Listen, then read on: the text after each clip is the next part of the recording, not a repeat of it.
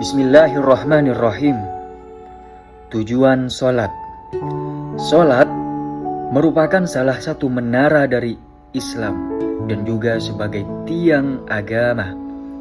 Seorang muslim yang meninggalkan sholat dengan alasan yang tidak dapat dipertanggungjawabkan, ia telah melakukan suatu dosa besar yang tidak hanya karena mengingkari Allah, tetapi juga ingkar terhadap kemanusiaannya.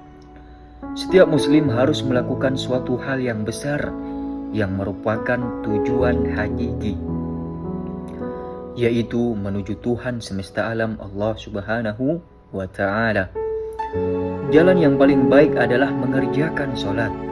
Sholat merupakan usaha peningkatan kualitas diri seseorang sebagai salah satu makhluk yang alami, sekaligus sebagai penolakan terhadap ketidakadilan menuju kebaikan dan cinta kasih antara sesama. Sesungguhnya Allah Azza wa Jal tidak membutuhkan sholat manusia karena Allah bebas dari segala kebutuhan. Tuntutan untuk menegakkan sholat sebagai suatu kewajiban tidak lain hanya karena Allah Ta'ala ingin menolong kita. Dia juga melindungi kita dari musuh yang selalu ingin menghancurkan jiwa kita. Disinilah manusia merupakan pusat segala kebaikan. Manfaat yang dapat diperoleh manusia dari sholat yang dikerjakan siang dan malam tidak dapat dihitung. Dan rahmat yang diperoleh pun tidak hanya sekadar teoritis belaka, melainkan memperlihatkan kenyataan yang benar-benar ada dalam pengalaman-pengalaman spiritual. Disinilah terletak efektivitas dari sholat yang antara lain berikut ini. 1. Sholat memperkuat keimanan akan adanya kebaikan Allah Azza wa Jalla, dan selanjutnya menanamkan kepercayaan dan keimanan di dalam lubuk hati manusia yang sedalam-dalamnya. 2. Sholat menyuburkan kepercayaan dan selanjutnya melapangkan jalan dalam segala segi kehidupan.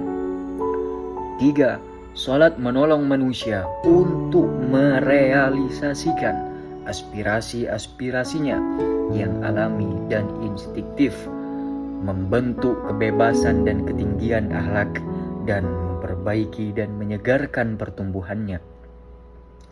4. Sholat membersihkan kolbu, yaitu hati, dan mengembangkan pikiran, meluruskan pemikiran, dan membetulkan jiwa. 5. Sholat memelihara kebaikan-kebaikan dan menjauhkan setan dan segala akibat yang ditimbulkan oleh godaannya. Apabila ajaran sholat dipelajari dengan seksama dan dikaji pula keunikan kodrat manusia, jelas bahwa semua itu bukan sekadar gerakan fisik atau memperlihatkan suruhan yang tidak ada artinya. Sholat merupakan suatu bentuk pengukuhan intelektual dan peningkatan usaha mengembangkan daya spiritual yang kemudian meningkatkan nilai moral dan memberikan latihan badani yang satu dan lainnya jalin menjalin dan tak dapat dipisahkan. Ini merupakan pengalaman yang amat eksklusif dari Islam, yaitu setiap persendian tubuh mengikuti aliran jiwa dan pikiran dalam kesatuan tujuan, yaitu Allah Azza wa Jal, yang tidak ada Tuhan selain Dia. Memang sulit memberi arti sholat melalui kata-kata. Seandainya ada juga yang mengartikan sholat sebagai di bawah ini. 1. Pelajaran untuk meningkatkan disiplin dan penguasaan diri. 2. Usaha untuk mendekatkan diri kepada Allah Azza wa Jal dan mengerjakan segala perbuatan yang baik. 3. Usaha untuk memantapkan ingatan secara terus-menerus kepada Allah Azza wa Jal dan kepada rahmat dan karunia yang telah dilimpahkannya. 4. Untuk memperkuat pandangan spiritual dan akhlak. 5. pembimbing menuju jalan yang paling baik dan paling sempurna dalam menjalani hidup. 6. Menentang segala bentuk kejahatan sekaligus menantang perbuatan yang salah. 7. Memperkuat persatuan dan persaudaraan. 8. Untuk menyampaikan ucapan rasa syukur yang tidak terhingga kehadirat Allah Azza wa Jal dan sekaligus menyampaikan pujian kepadanya. 9. Usaha untuk menciptakan kedamaian diri sendiri dan stabilitas kehidupan. 10.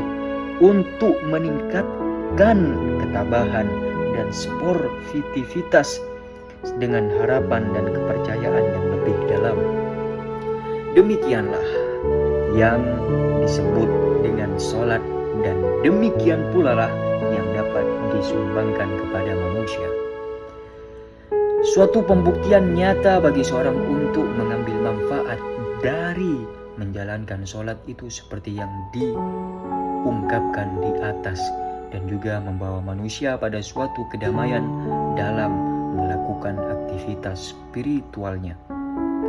Alangkah indahnya syair yang diungkapkan makhul, ala fis salatil khairu wal fadlu ajma'u li'anna bihal arqabu lillahi takhda'u wa awwalu fardin kana min fardi dinina wa akhiru ma yabqa idha ad-dinu yarfa'u faman qama lit-takbiri laqathu rahmatun wa kana ka'abdi babin maulahu yaqra'u wa sara li rabbil arsi hina salatihi qariban fayatubahu law kana yakhsa'u.